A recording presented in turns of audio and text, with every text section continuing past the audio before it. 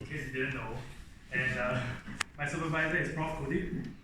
This is my presentation on deformation quantization of 1+1 dimension Schrodinger field theory. So we're going to talk introduction, results, then implications. First of all, we know that quantum gravity is sort of the holy grail of theoretical physics, and there have been numerous attempts to study it, the most famous of which are loop quantum gravity and string theory. And they all seem to suggest that space-time at the Planck scale is non-commutative. So it means that, let's say, if you measure space in one direction, then you measure in another direction, it's different if you swap the order. Now, it seems that the appropriate structure to study this is the Hopf algebra. The Hopf algebra is a vector space with 5 different maps, and each map has some axiom, and the axiom says that there's some commutation diagram that it has to obey. So we don't have to worry about what these things are. We just have to focus on the multiplication map. So the multiplication map takes two vectors and map it into one vector. You can imagine, for example, two matrices multiply together and give you one more matrix. Now, we will be using this structure to study the implications on a free particle described by quantum mechanics. So now here's the motivation. This is what we want to understand, that the geometry, when you generalize into quantum space-time, we want to study this, but this is actually very difficult to do. So instead, we'll take an alternative route. We look at the symmetry instead, and we know that symmetry has a mathematical structure of groups, and we will deform the groups to become quantum groups. And then hopefully, this generalized symmetry that allows us to understand something about the quantum spacetime. I will elaborate more about what deformation means later. Okay, so first, Galilean symmetry. Galilean symmetry is the symmetry for a non-relativistic spacetime. And in 1+1 dimension, you have spatial translation, time translation, and Galilean boost. Why do we want to look at Galilean symmetry? Well, we want to have a well-defined position operator. And it turns out that this position operator can only be well-defined in a non-relativistic theory. Also, why would we do 1+1 dimension? At this point, we're not really solving the problem of the non-commutative spacetime yet. This is just a preliminary study to see if this program is feasible. So, this is the general action of a Galilean action. So you have x translated by distance and plus with a Galilean boost vt, and time is translated as well. This gives us a wave function which is multiplied by an exponential factor. And so, if you write down the new wave function in terms of the new coordinates, we have this prime Schrodinger's equation, and it turns out that this prime Schrodinger's equation actually reduces to our original Schrodinger's equation, and it is in this sense that we say that Schrodinger's covariant under Galilean action. Now, this Galilean action can also be applied to operators in the Heisenberg picture. So here, we enforce that based on physical considerations, if you have a Galilean boost generator acting on a momentum operator, then your momentum will increase by Vt, right, if you boost it. And so, we can also look at the left-hand side using BCH lemma. So if you expand it out, and you compare the terms, then we can see that the commutator Gp will be minus IH bar IDT. So for free particle, this is the Hamiltonian. And given the previous relation, we can actually work out the Lie algebra of Galilean generators. Now the same argument for the momentum can be applied to the position. We also enforce that if you have a Galilean generator acting on the position, then it should be transformed as Vt. So we do the same analysis for Galilean boost, for the momentum action on the position, and the Hamiltonian action on the position. And so after all of this, you get the commutators of the position operator and the Galilean generators.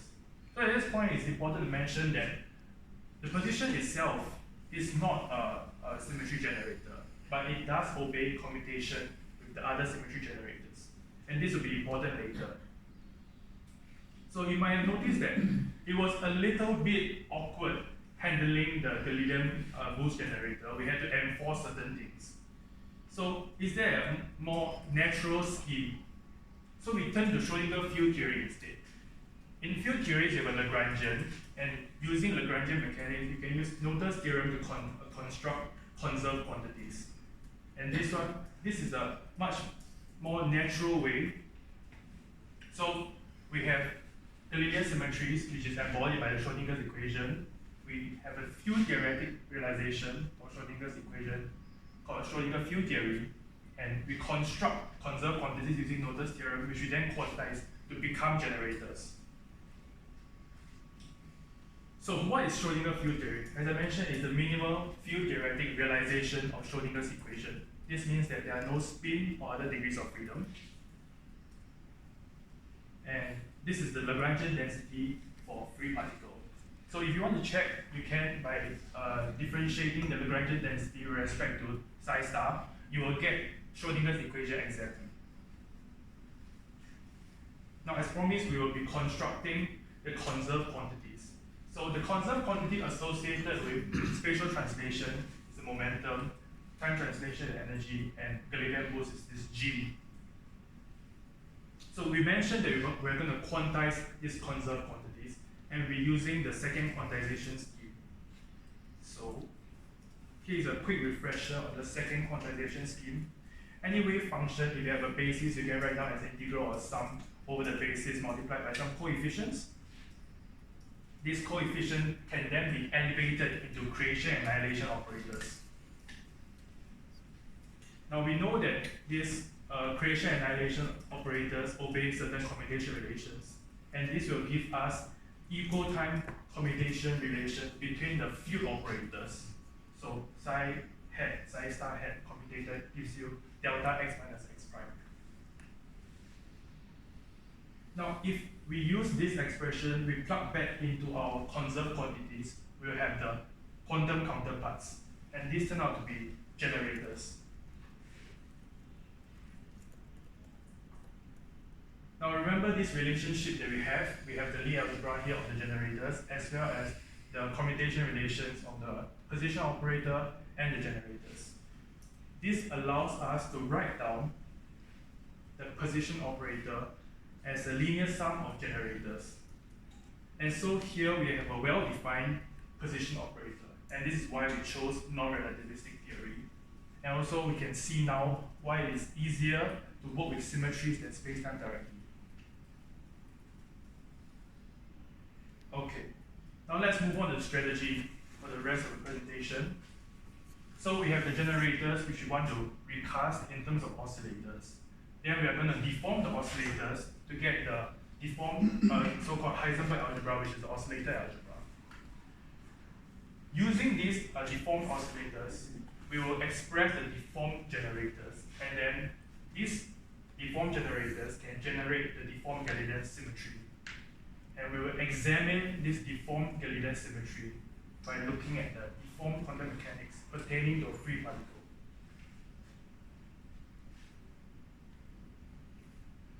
Okay, so this is the idea about deformation. So let's say I have this object here. I can press it a little bit, right?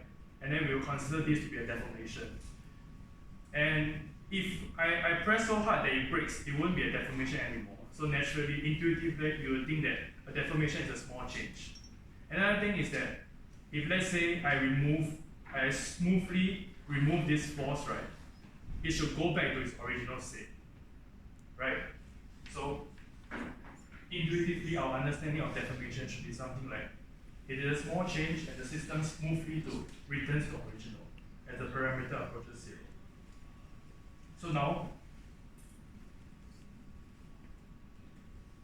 first we recast our generators in terms of the oscillators, and And these are our expressions here for spatial translation, time translation, Galilean boost. Then we look at our Heisenberg algebra, which is the oscillator algebra. We know that A and A dagger, they do not commute. And creation operators will commute, annihilation operators will commute as well. And then also, everything commutes with identity, right?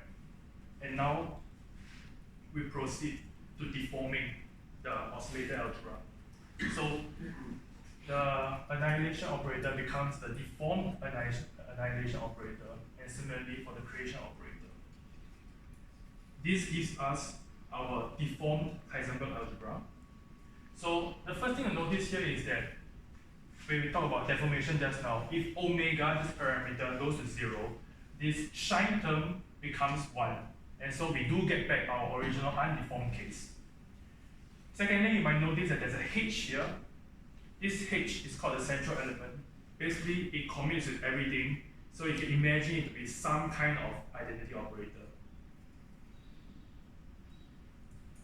Now, this deformed Heisenberg algebra sits within the deformed Hopf algebra, and this is not particularly important, just to know that there is a consistent mathematical scheme that we are doing the deformation in. So now let's look again at the deformed generators.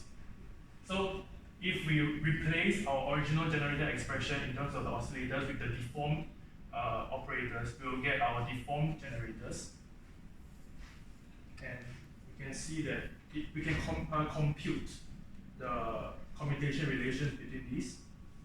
So for example, if you have the Galilean boost, deformed Galilean boost and the deformed momentum, we can do some somewhat tedious calculations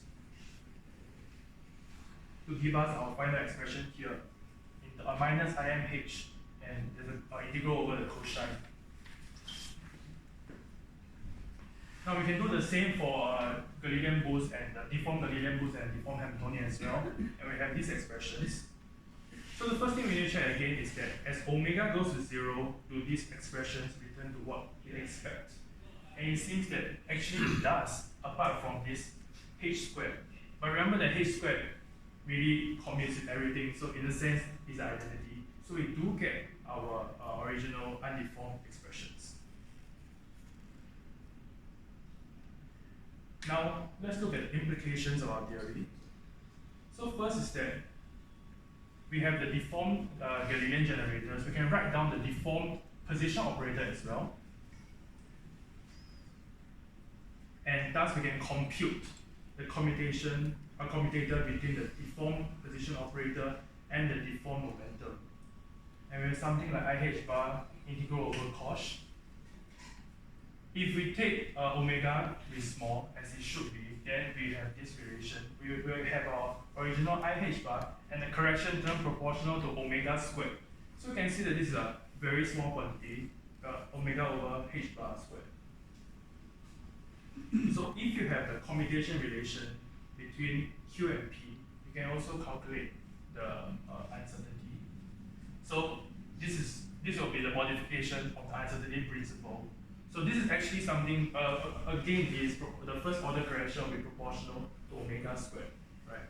And so this is something that we expect that is possible to be verified experimentally, because if you do measurements, right, you can compute these variances and you expect that there is a change from the h bar squared. Okay, so if we were to look at the deformed position operator as a time translated deformed position operator, then we have this expression, and if you were to compute the expectation value, you have the first two will be what you expect, and again you have omega squared over h bar squared term. So over here, for a free particle or any other particle, we can expect that there's going to be a change in terms of its average value if you're going to measure it.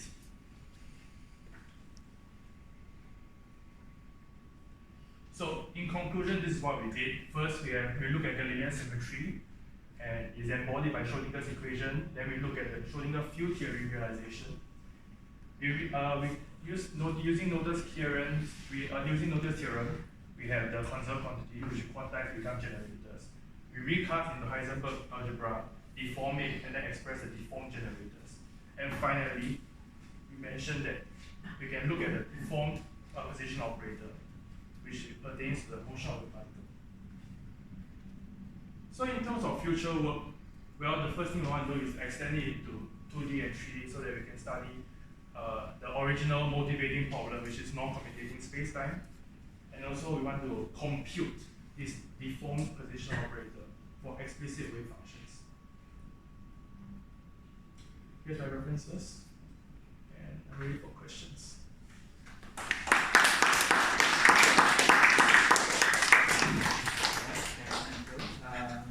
Do we have any questions from the